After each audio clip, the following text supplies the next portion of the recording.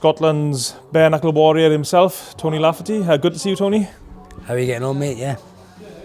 So it's been probably a couple of years since we've done an interview. I know we were just talking there now. I think I had a brief chat with you at one of the BKB shows a couple of years ago. But can you just fill in the gaps? I know you're here in Wales now.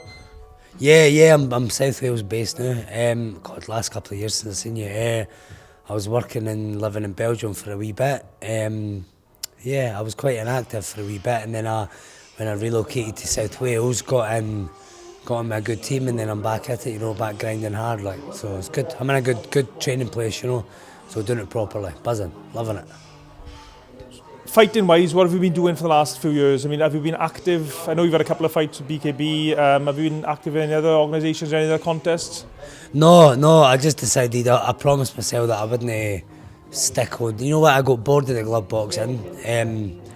I used to do unlicensed, but I just says, you know what, I'll stick to the bare knuckle now, because I just wasn't getting the same buzz with the gloves on. It just kind of feels like sparring, and I think I'm at the point now where I kind of need that boof, I need that flash to get the adrenaline pump now. So I'm at the stage now where I'm 100% all in bare knuckle now.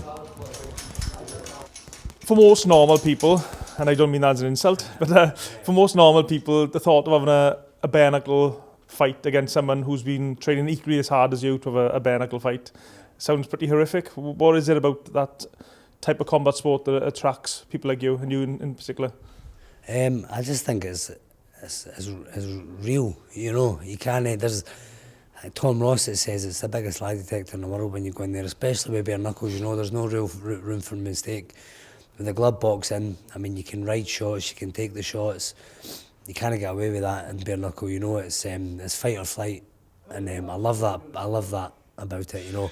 It's in there, hard, fast, and aggressive. It's great. It's a real test, and I think that's what I love about it. You know what I mean? And I think, to be honest, I like the fact that when deep down, there's always that little feeling inside me when somebody goes, "Oh, bare knuckle, that's a bit mental, that."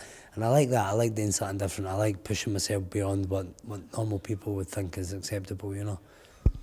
And when you walk to the ring, or sometimes when you walk to the ring, you've got a band playing with you, and the atmosphere is really good, and everyone's there's amazing buzz about it. Yeah. I mean, I always walk out with the pipes and drums, and I need that, because I'm quite calm and quite nervous. I get quite bad at pure anxious, before a fight, but I need the pipes just to get me going. It's like a wee switch in my head. As soon as I hear the pipes leading me out, I go into battle mode, and then I completely change. I'm like a different person. I need that to get in there and do it, I think, to be honest. When you arrive at the O2, let's say, and when you're getting ready for a fight, you do your media work and whatever, is there any point in that process and you say to yourself, what the hell am I doing here? What have I left myself in for you? And because I know a former world champion I know said to me every single time in the changing room, he thinks, what am I doing here? What am I doing to let myself in for this again? Oh, 100%, every single time, and it never gets easier. Before every fight, I usually say to the boys, I need to take up chess, I need to take up snooker or darts or something where I'm not getting punched in the face, But, like I says, once the pipes go, man, and then, poof, I'm there. I'm ready to go to absolute war, And then once you're in there's no better feeling. I love it. I mean, I smile, I laugh. It's great. You can't. It's like a gladiator, modern day gladiator, and you can't beat it. And then afterwards, I'm like, again, straight away, again. It's always the same, Of all your BKB fights you've had to date, what would be your favourite fight, or the fight you reflect on with the most pride, and the one you enjoyed the most, if that's the right way of putting it? Oh God, there's been a few there. Obviously, my last fight to win the British title I was buzzing. It's 10 fights deep, so finally to get a strap, it was absolutely great. It really was. And I enjoyed myself. A lot of people say that when you enjoy yourself in there, you box better. And I did. I was in my element. I was laughing, I was smiling, I was calling them on. And I loved it because I'd put in the hard work, I'd put in the dedication, and that showed in the fight. But then again, for pure war, I'd probably say Scott McHugh, because it was just toe-to-toe, bang, bang, bang. I knew my face was gone. I dropped him 3 times, punched him through the ropes. He go back up, split my face open, my eyes closed up. But just great. It's great to stand there and trade with somebody like Scott as well, kind of similar to myself. Chiseled out of granite, the boy. So I'd probably say that, to be honest. You mentioned that you've had 10 fights in the BKB now. I mean, how have you improved from, say, your debut up until winning that British title? I mean, what's the transition? Because to a lot of people, I'm guessing, they're probably thinking, bare knuckle boxing, there's no skill in that. But obviously, we know there's skill. So could you just explain that transition, how you've improved and what areas you've improved in? Yeah, well, in every way, you need to, because for the early fights, I mean, like I said before, I mean, I had a few bare knuckle fights before I even bored my arse to learn how to jab properly and move my head, and it was just a war, it was a scrap. But the way that the sport's pushed forward, I mean, you're getting the fighters nowadays that are they're professional athletes. It's their full-time job, you know what I mean, they've got skills, they've got professional records, so you need to adapt. So I need to get the better footwork, the head movement. Jab is king, like, and that's what I really wanted to push in my last fight. I've got a lovely jab when I use it. It's never used to use it, but you need to, because I've had fights where I've took so much damage. I mean, I'd take 10 just to land 12. I mean, you can't do that in the sport. It's very, very damaging, you know. Also, your hands break very, very easily. My hands are like glass nowadays, so you need to be a bit more particular about your shots. So yeah, in all ways, I'm actually learning how to box.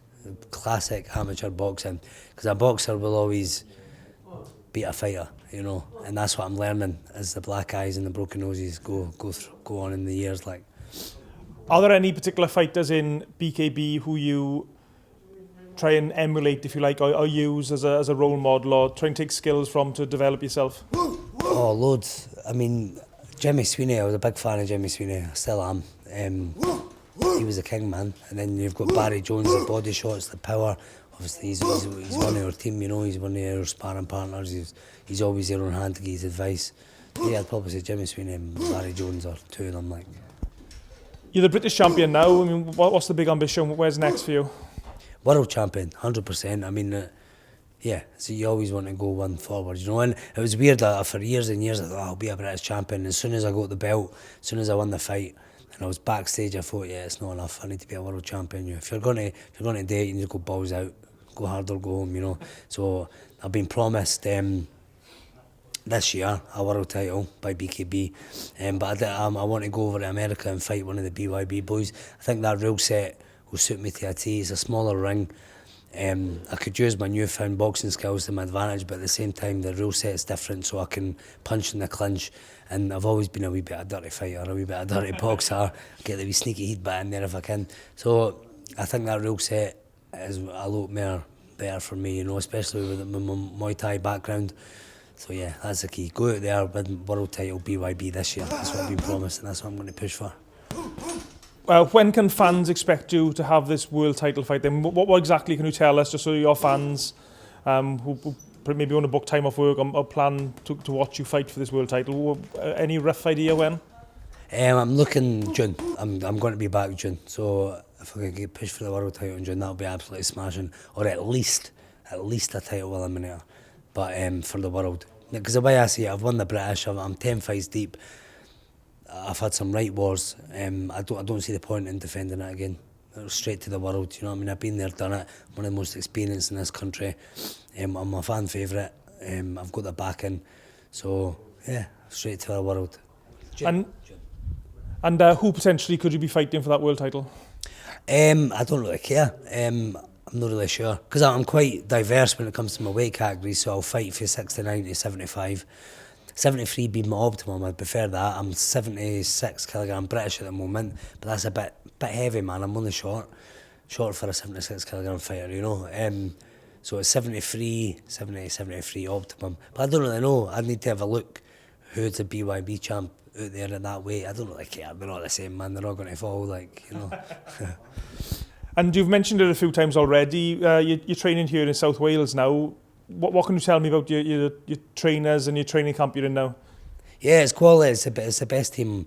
I've got Adrian Sheridan as my coach, Linvey Valley Boxing Club, and Mike Steg. It's the best team I've had around me, you know, and it's shown. I've came on leaps and bounds the last couple of fights, and that's through having. It's not just the boxing training; it's the team as a whole, and the support element that you get around it.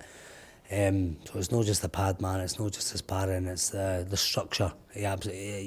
You're very catered for. You're looked after in every way, you know. So yeah, great gym. If you're ever in the area, come down, bit of sparring, bit of training. I couldn't recommend it enough. Best team I've been around for years, and it's shown. You know what I mean? This gym's and my coach Adrian Sharon is going to take me to a world title. No dramas. What makes Adrian a good trainer in your opinion?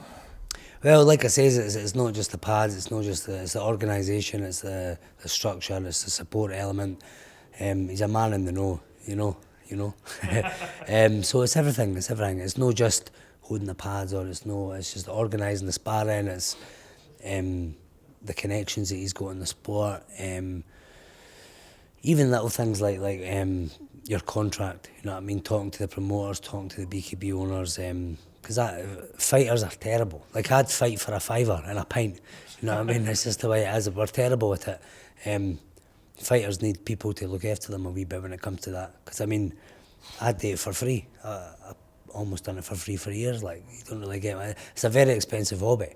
But the way the sport's progressing nowadays, you know what I mean, you need to be looked after in that sense. So yeah, it's that as well.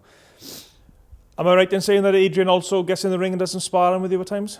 Yeah, he gets in and beats me up every so often, he does. So yeah, no, he's good. He's a heavyweight, so he gets in there in good conditions for sparring. It's good, like.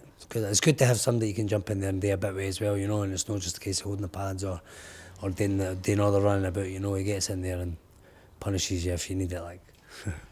And I saw on social media recently as well, you got a new tattoo. Do you want to tell us about it and show it to us? Aye, yeah, on the side of my head. Yeah, I just thought it'd be cool, man. If you turn around there, mate, that's yeah. what it is. So can you just tell us the significance of that tattoo? Yeah, to be honest, I just thought it'd look cool. I thought it'd look a big crazy Viking man with a beard, you know. So I thought it would look good going across to America, you know.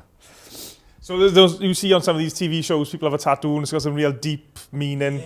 Yeah, they're all, what does your tattoo mean? Absolutely fuck all, mate. I just thought it would look cool. Is that not good enough? You know what I mean? I've got loads now, so God, no all of them can mean something, because I've run out of ideas years ago. You know what I mean? Okay, Tony LAFFERTY, thank you very much. Thanks very much. Awesome, mate, brilliant. Cheers, bye.